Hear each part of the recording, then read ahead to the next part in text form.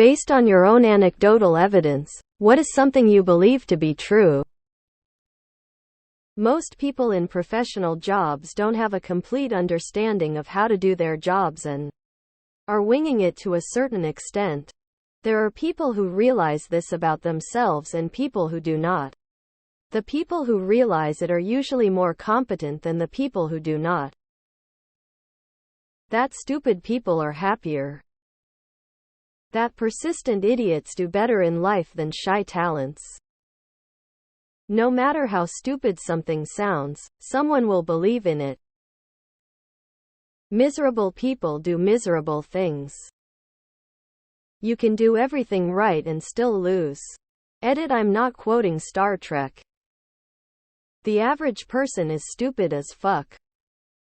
There is no point to spending all your life working, just to be too old to enjoy it when you retire.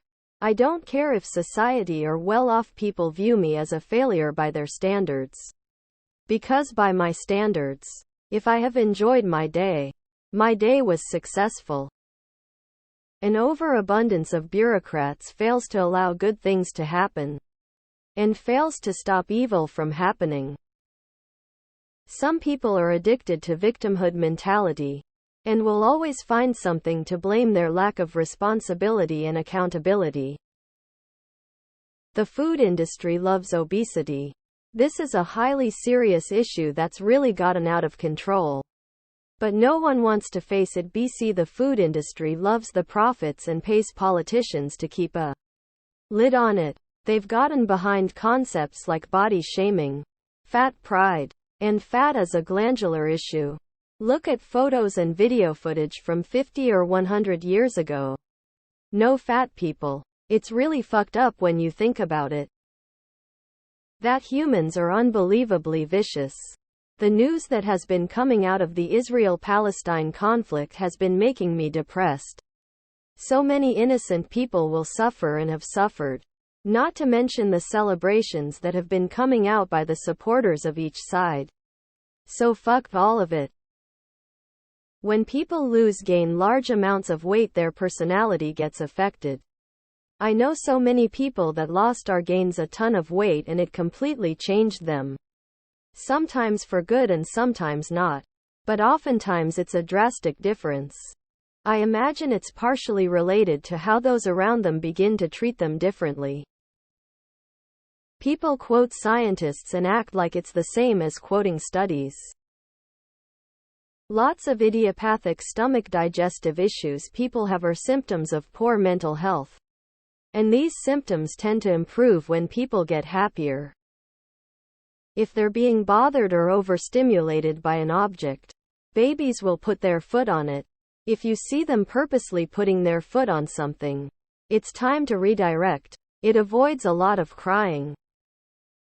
That reading comprehension is no longer taught in schools. Hard work in and of itself won't get you places. It's got to be hard work in specific areas that pay off.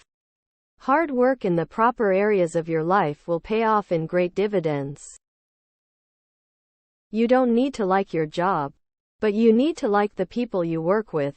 If you have an amazing job but you're surrounded by shitty people, you will be miserable. But if you work a shitty job surrounded by great people, you will tolerate it.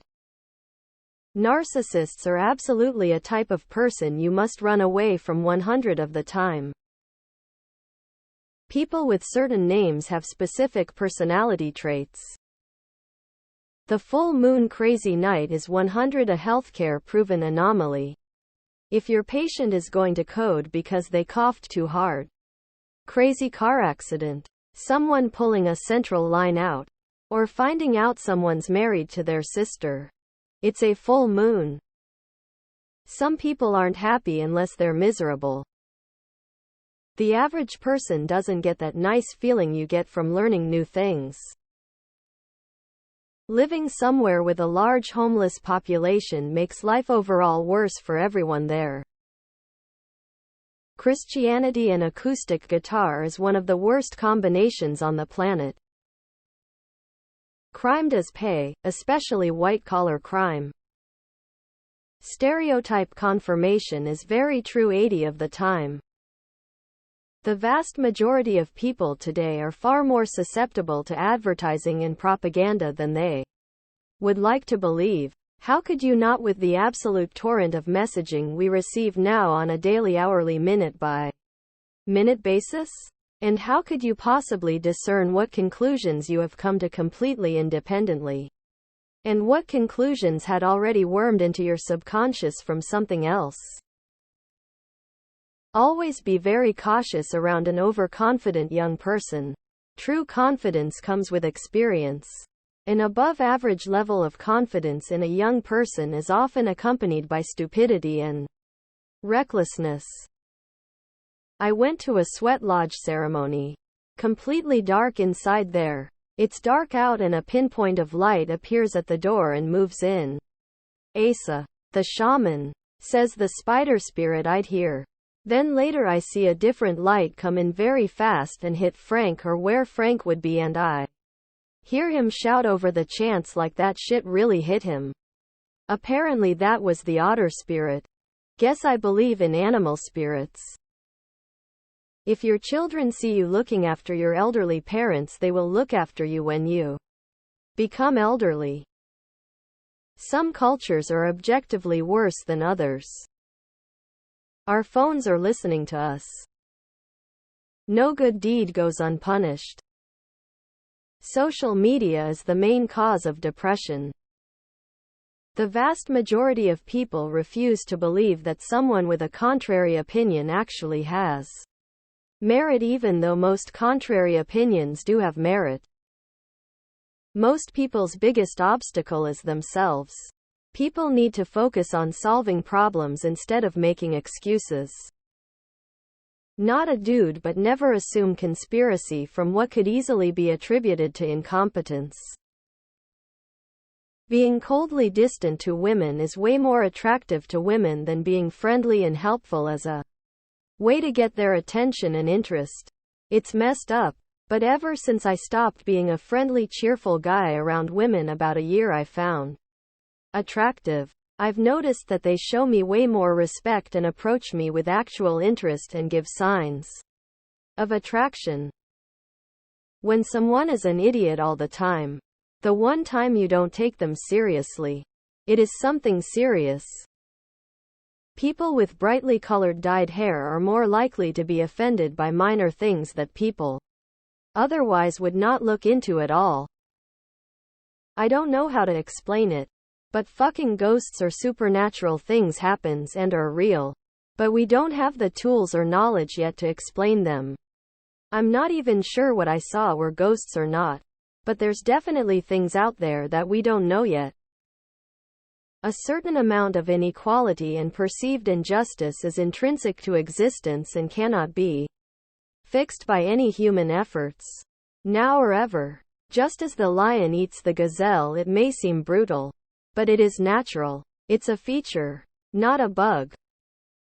The men that women say they date fuck, and the men they actually date fuck, are two totally different groups of people, the latter being much less socially acceptable than the former. Redditors mostly find themselves in the former group. I believe people are getting shakier hands, especially young people, something I have noticed the recent year or so. If you treat people well, the world treats you well. Firstborn kids look like the father. The idea that women do most of the emotional labor in relationships is nonsense. The truth of the matter is that emotional labor from men is usually not seen as such. A man listening to his wife vent to him is emotional labor.